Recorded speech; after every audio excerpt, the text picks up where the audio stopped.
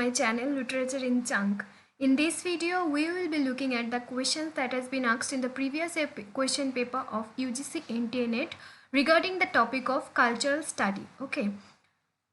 This session will help us to understand what are the questions, what are the types of questions that has been asked in the previous paper, and that will definitely direct our preparation regarding the new topic of cultural study.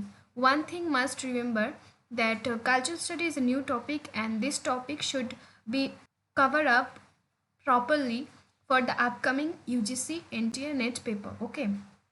So let's start with the video. Before starting the video, I would like to request you to subscribe my channel and hit the bell icon so that you can get the notification of the new videos. So let's start the video. The first question in front of you is that what, according to Raymond Williams, is the right description of the term cultural materialism? And the options are the cultural effect that religion has in social life, the political effect that matter has in social lives, the material effect that culture has in the wider social life, and the last one is the effect of social life in cultural situations of uncertainty. Pick up the right one.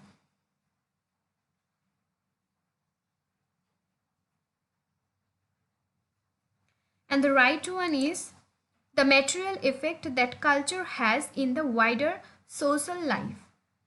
Now we will be looking at the term cultural materialism that we get from this question. And the cultural materialism, the term, is first used by Marvin Harris in 1968 in the book The Rise of Anthropological Theory. Okay, but the term cultural specifically coined by Raymond Williams. Cultural materialism is a term to analyze human societies. It also emphasizes on how materials are affecting human lives and society each and every day. Okay, William consider culture as a productive process. Cultural materialism, on other hand, also known as cultural elements that can classify into three different categories. The categories are residual, emergent, and oppositional. Side by side, we can say cultural materialism also focuses on how hegemonic forces are impressing the society, how text, ideas, books, etc. are improving some values in our culture. Okay, improving some ideas, some values of it into our culture. In short, we can say cultural materialism in a theoretical form can impact in various aspects of culture. That is cultural materialism. Moving forward, we have the another question here, which is which one of the following is the source of the passage given below? And the passage goes like, I have observed with growing anxiety the career of this world culture during the past 6 or 7 years. We may find it natural and significant that during a period of unparalleled destructiveness, this world should come an important role. And the options given below are F.R. Leavis, Mass Civilization and Minority Culture, T.S. Eliot, Notes to the Definition of Culture, Raymond Williams, Culture and Society, Stuart Hall, Cultural Representations and Signifying Practice. Which one is the right over there? You have to find out that right one.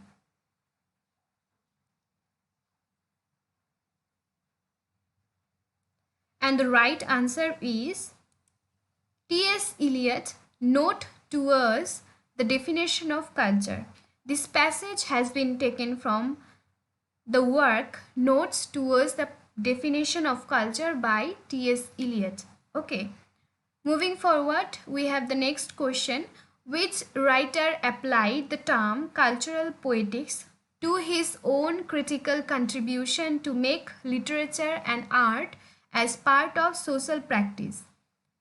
And the options are Stephen Greenbelt, Mikhail Bakhtin, Jonathan Dollimore, Raymond Williams. Who has applied this term cultural poetics? And the right answer is Stephen Greenbelt. Stephen Greenbelt has applied this term cultural poetics. Let's have a look on the term cultural poetics. Cultural poetics is, in other words, can be termed as new historicism. Now, if we look at new historicism, what new historicism stands for? New historicism is a literary theory which interprets history through literature and interprets literature in that particular cultural context. That's how cultural poetics mirrors by new historicism. Okay. Moving forward, we have the matching section.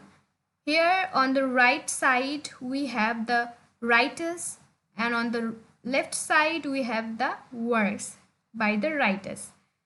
And the list given in the left side goes like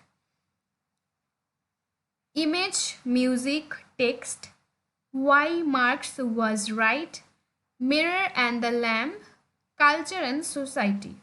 And the writer on the right side are Raymond Williams, Roland Barthes, Terry Ellington, M.H. Abrams. Now you have to match this writer with their writings.